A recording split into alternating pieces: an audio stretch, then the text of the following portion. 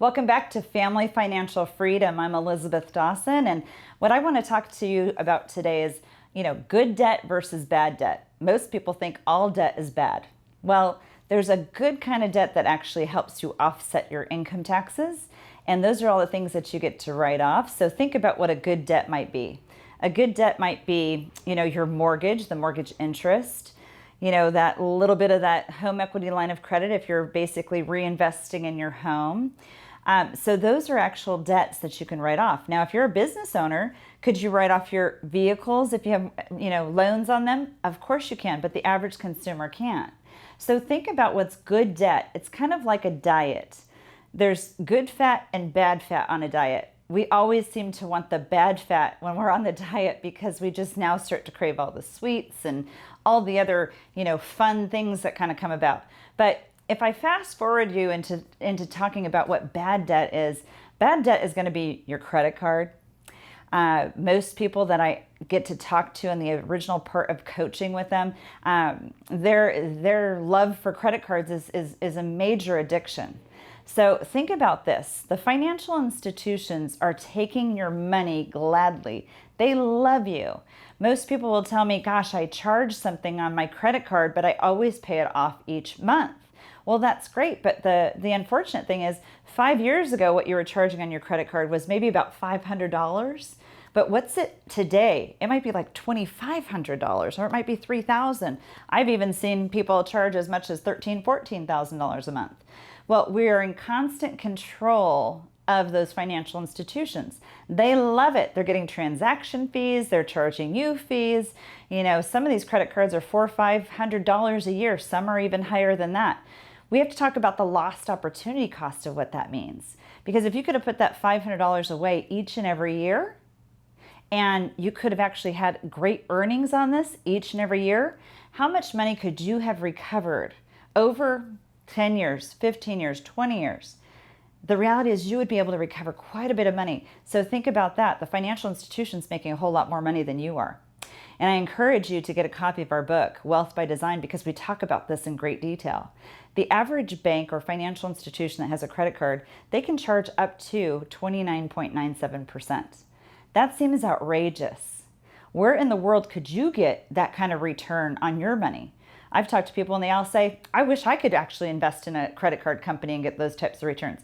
Well, you can invest in them instead of have them. But what's really the opposite truth here is that we just have an addiction to that immediacy of that money and what it purchases for us. So I just had someone ask me, what do I feel about charging a plane ticket and then paying it off right away? There's pros and cons to this. So I have a good friend. His name's Nick. He's actually been on our show before. But the interesting thing here with this is when he says it comes to travel, it's actually good to have a card with a chip that's specifically for travel. So it's different, right? Now, I'm talking about daily living expenses and lifestyle charging on credit cards. That is not what I want you to be in the habit of. Because each and every year, what ends up happening is that your lifestyle gets more and more expensive because you can charge more and more and more. The better your credit, the more you can charge. And eventually, you got to pay it off. And if it is every month, guess what happens and what suffers? You're suffering the non-ability to save that money so that you can either, maybe one of your goals is to retire sooner, at a younger age, or maybe it's paying for your children to go to college or even private school. There's so many different things. We even have someone in our office that, they've been saving, not using their credit card, changing that whole paradigm. And if you know what's in your bank account, you kind of spend things a little differently. You kind of have a little bit more control, if you will. But she's been saving because her daughter has to get braces.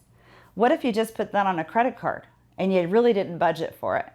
And then you start paying those, credit card companies anywhere from, 10, 15, 20, 29.97%. It's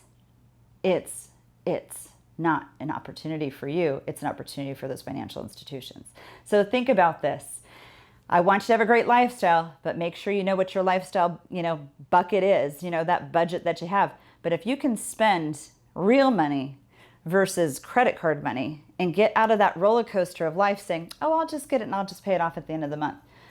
There's always finance charges that roll over, because even when you get that statement, it says you owe how much you owe.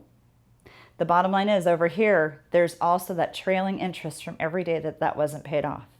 It's not a good cycle to be in. Why would you want to share money with financial institutions that have done nothing to earn your money? You've worked your entire life so hard to earn money. Now have a better respect for it. So stay tuned for more of these types of segments, because I think that when I get your feedback, which I'd love for you to send questions to questionswithans@elisabethwithans.dawson.com, because I want to know what you want to hear, because I want your family to be as successful as possible.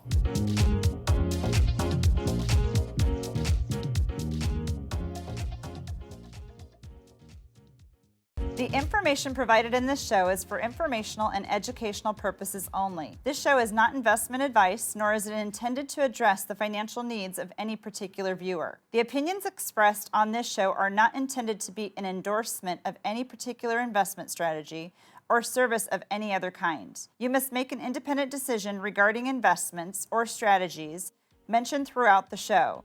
Before acting on information in this show, you should consider whether it is suitable for your particular situation and strongly consider seeking advice from a financial advisor.